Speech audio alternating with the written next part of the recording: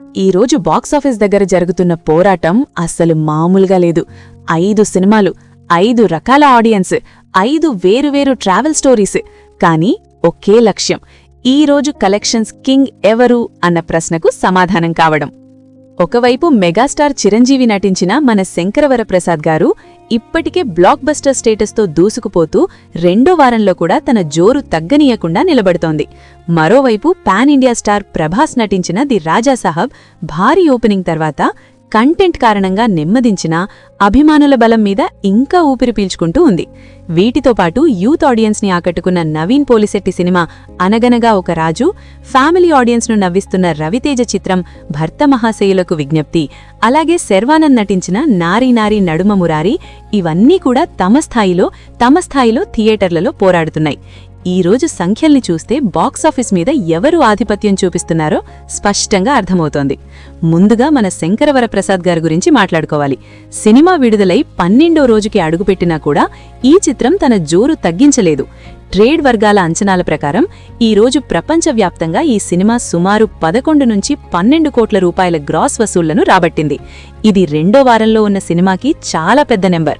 సాధారణంగా పండగ హడావిడి తగ్గిన తర్వాత కలెక్షన్స్ సగానికి పడిపోతాయి. కానీ ఈ సినిమా విషయంలో మాత్రం పరిస్థితి వేరు. ఫ్యామిలీ ఆడియన్స్ ఈ సినిమాను ఓన్ చేసుకున్నారు.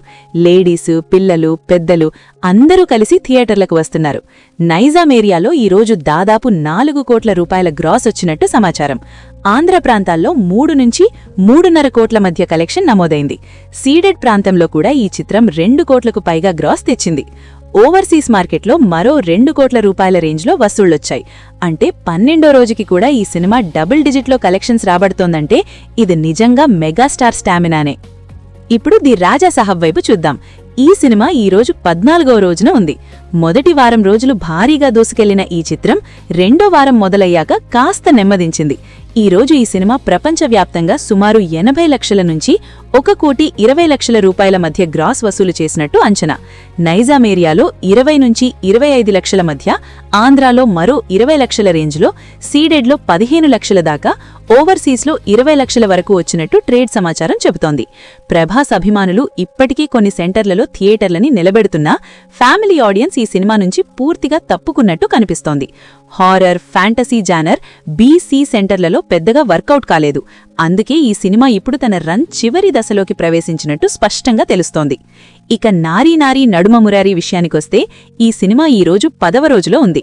ఫ్యామిలీ ఎంటర్టైనర్గా మొదలైన ఈ చిత్రం నెమ్మదిగా కానీ స్థిరంగా ముందుకు సాగుతోంది. ఈరోజు ఈ సినిమా ప్రపంచవ్యాప్తంగా సుమారు 2,50,00,000 నుంచి 3 కోట్ల రూపాయల వరకు గ్రాస్ వసూలు చేసినట్టు అంచనా. నైజాం ప్రాంతంలో దాదాపు 90 లక్షలు, ఆంధ్రాలో 70 లక్షలు, సీడెడ్లో 40 లక్షలు, ఓవర్సీస్లో 30 లక్షల వరకు వచ్చినట్టు ట్రేడ్ సమాచారం చెబుతోంది.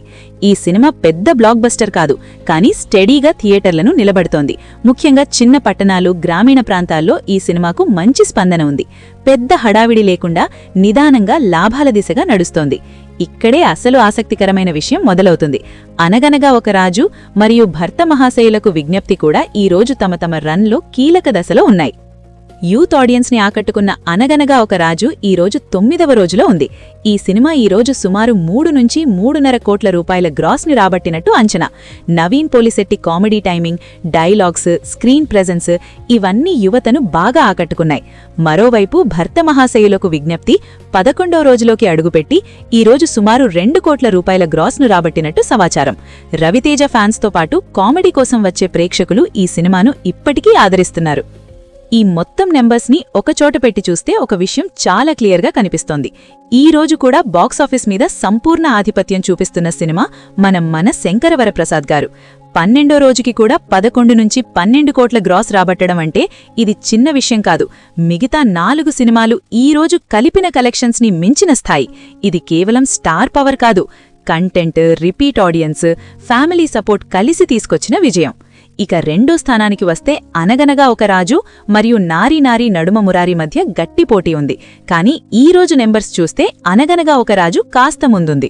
3వ స్థానం నారీ నారీ నడుమ మురారి దక్కించుకుంటోంది. 4వ స్థానంలో భర్త మహాశయులకు విజ్ఞప్తి, చివరగా ది రాజా సాహబ్ నిలుస్తోంది. అంటే ఈరోజు స్పష్టంగా చెప్పాలంటే బాక్సాఫీస్ కలెక్షన్స్ కింగ్ ఇంకా ఎలాంటి సందేహం లేకుండా మన శంకరవరప్రసాద్ గారు. ఈరోజు నెంబర్స్ ఎవరు ఎక్కువ తెచ్చుకున్నారు అన్నదానితో పాటు ఈ సినిమాల ప్రయాణం ఇక్కడ నుంచి ఎటు వెళుతుంది, ఎవరు లాంగ్ రన్ విన్నర్ అవుతారు, ఎవరి రన్ త్వరలో ముగియబోతోంది అన్న విషయాలు కూడా క్లియర్గా చూద్దాం. ముందుగా మన శంకరవరప్రసాద్ గారి గురించి మాట్లాడుకుందాం. 12వ రోజుకి కూడా డబుల్ డిజిట్ కలెక్షన్స్ రాబట్టడం అంటే ఇది చిన్న విషయం కాదు. ఈ సినిమా ఇప్పటి వరకు ఫ్యామిలీ ఆడియన్స్ని పూర్తిగా తన వైపు తిప్పుకుంది. ఉదయం షోలు ఎక్కువగా లేడీస్తో నిండిపోతున్నాయి. మ్యాటనీ మరియు ఫస్ట్ షోలు హౌస్ఫుల్గా కుటుంబాలతో హౌస్ఫుల్ అవుతున్నాయి. నైట్ షోలు కూడా స్టడీగా నడుస్తున్నాయి. ఇది చాలా రేర్ ట్రెండ్. ట్రేడ్ వర్గాల అంచనాల ప్రకారం ఈ సినిమా ఇప్పటి వరకు వరల్డ్ వైడ్గా దాదాపు 430 కోట్ల గ్రాస్ మార్క్ దాటేసింది. షేర్ కూడా ఇప్పటికే 220 కోట్లకు పైగా చేరినట్టు టాక్. అంటే బయ్యర్లు, డిస్ట్రిబ్యూటర్లు అందరూ సేఫ్ జోన్లోకి వెళ్లిపోయారు. ఇక ఇక్కడ నుంచి వచ్చే ప్రతిరోజు కలెక్షన్ లాభమే.